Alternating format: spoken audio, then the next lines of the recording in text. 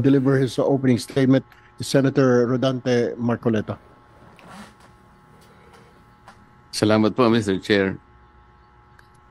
Ako po ay miyembro ng Iglesia ni Cristo, kaya kapag ako po ay nagsugal, matitiwalag po ako. Kaya alam na po ninyo kung anong posisyon ko dito. Kaya lang, bago po natin gawin ang dapat gawin, gusto ko malaman kung gaano tayo kahanda. Halimbawa, total ban. No, total ban ang ating napag-usapan. Gaano tayo kaseryoso? Kasi po, kunwari, yung online gambling platforms, naisara nating lahat. Eh, paano yung wetting? Ako po, grade 1 pa lang ako, may wetting na sa amin. Hanggang ngayon, nandun pa rin po. So, nagsasara tayo, pero bukas tayo sa iba.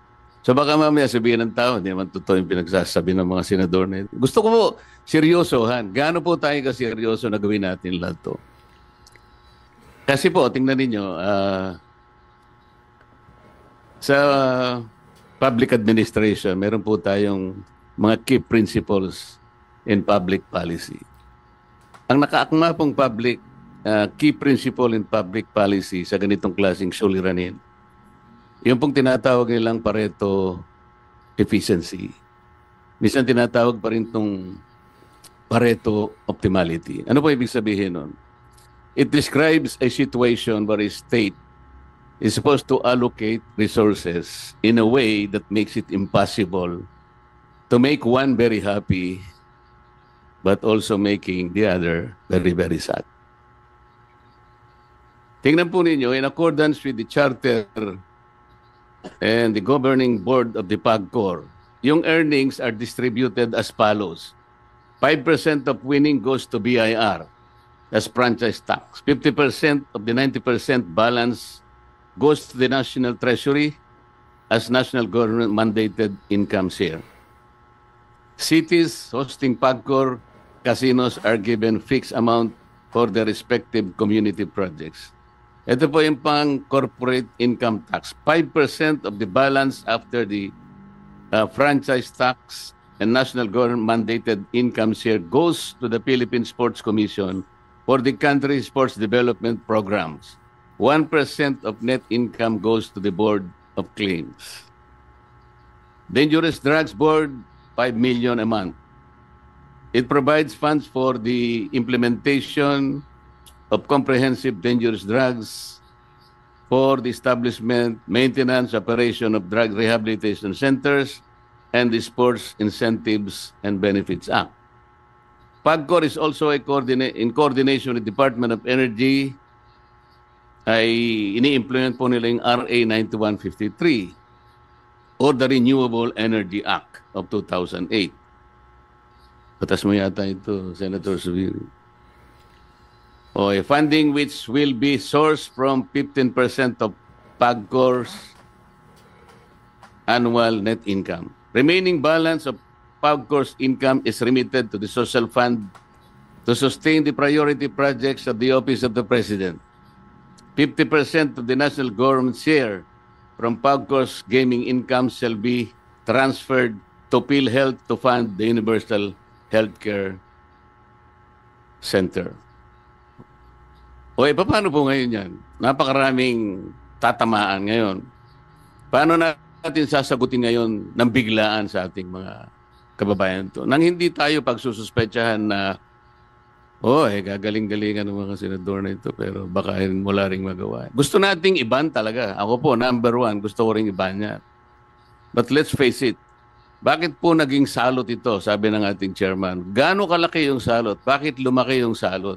Anong ginagawa ng PAGCOR? Ang PAGCOR po, sa aking pagkakaalam, kayo po ang may mandato nito, Presidential Decree 1869 as amended by PD 1993, Executive Order 260, at saka RA 9487. Whereas, sabi po niya rito, let me read this, Mr. Chair. PAGCOR's operation has enabled the government to identify the potential sources of additional revenue, provided games of chance are strictly managed and made subject to close scrutiny regulation, supervision, and control of the government. Bakit nagkaroon ng breakdown ng control, ng supervision, ng scrutiny? Bakit sangayon ngayon sa mga nagsipagsalita ng mga kasama ko ay lumala ng lumala and we're facing a social ogre siguro. Ano po ang ginagawa ng DICT, for example? Kayo po ay magbabantay din dito. So ito po lahat pag-usapan muna natin. Sino-sino po ba ang may-ari ng mga online game platforms? Siguro po kailangan isubmit sa atin ng PAGCOR sino po yung malalaki talaga. Halimbawa po, sino ang may-ari ng AB Leisure Exponent Inc.? Sino yung may-ari ng Gabin Ventures Inc., GVI? Sino yung may-ari ng Playmate Leisure Solutions Corporation? Sino may-ari ng PhilWeb Corporation? 4 lang po yung babanggitin ko. I was informed that these 4 online gaming operators corner more than 80% of the entire market for this gambling operation. Sino po itong mga lalaki? Kilala ko po lahat ito, kaya lang gusto ko marinig sa PAGCOR. Isasubmit nyo po ba sa komite kung sino-sino ang may-ari ng mga gaming platforms na ito? Mr. PAGCOR, can you make a commitment na isubmit po ninyo? Your Honor, we will submit the list and the beneficial owners of all the companies that not only you have mentioned but lahat na po yung kulang 70 lang po kasi yung may lisensya. Meron pong purely online lang, merong physical casino at meron ding online casino. Opo, Your Honor. Amin pong isusumite ang 2 uri ng pagmamayari na inyong tinatanong. Una po, yung sa land-based casinos, yun po yung tinatawag ng mga integrated resorts. So kung saan yun po ay may mga iba't ibang pag-aari din. Ngayon meron din po yung mga land-based casinos na yon na integrated resorts. Sila po ay meron ding online gaming na negosyo na kalakip sa kanilang lisensya.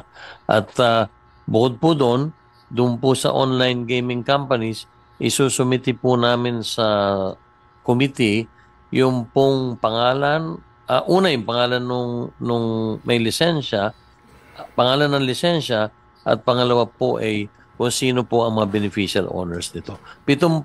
Kulang 70 po lahat, Your Honor. Isusumiti po namin lahat yon sa committee. Ang siguro po, Mr. Chair, ang kailangan natin para mas maging malinaw, sino yung official owner, sino yung beneficial owner, sino yung gaming system administrator, ano yung mga games. Katulad po ng halimbawa, itong AB Leisure Exponent Inc. Yung mga games niya po, ito yung DG Plus, Arena Plus, Bingo Plus. Ito po yata yung nag-sponsor nung isang concert. Ngayon lang, pati po ako ay kanyang idinawit. Nagpapatawa po siya. Nakita niya yung dating Senador Grace po na nagtatawa. Natawa po at siguro naging successful siya. Napatawa niya si Senador Grace po. Bigla ba niya naman sinabi, tingnan niyo yung mukha ni Marcoleta kung matatawa kayo. Napakawalang hiya nung tao na yun, Mr. Chair. Ayaw ko na pong patuksin siya. Ang nag-sponsor po yung DG Plus. Kaya po lumalaki po eh. Gumagamit po sila ng mga ganong klaseng mga sikat na mga tao. So, alam ko po malaking pag-uusap ito, Mr. Chair. At alam ko, I think the PAGCOR and the DICT will be struggling to reinvent themselves kung paano ma-address ito. Halimbawa, mapag-usapan natin total ban. Paano kaya ang gagawin nila? Sa ngayon pa lang, Mr. Chair, I would suggest, kung nandito po yung representative ng BSP, na silang nagre-regulate po ng mga e-wallets. I believe, Mr. Chair, the BSP should issue a suspension order to e-wallet platforms to deny links to all these online game platforms para wala na pong wala nang pag-uusapan. Can the BSP do that? Good morning, Mr. Chair, Your Honor. Yes, as the Monetary Board of the Bangko Sentral ng Pilipinas has approved our policy that we direct the BSP supervised institutions to take down and remove all icons and links redirecting to online gambling sites. Sa temporary measure, sir, para po kahit pa paano may magawa na tayo. Let me interrupt Senator Marcoleta.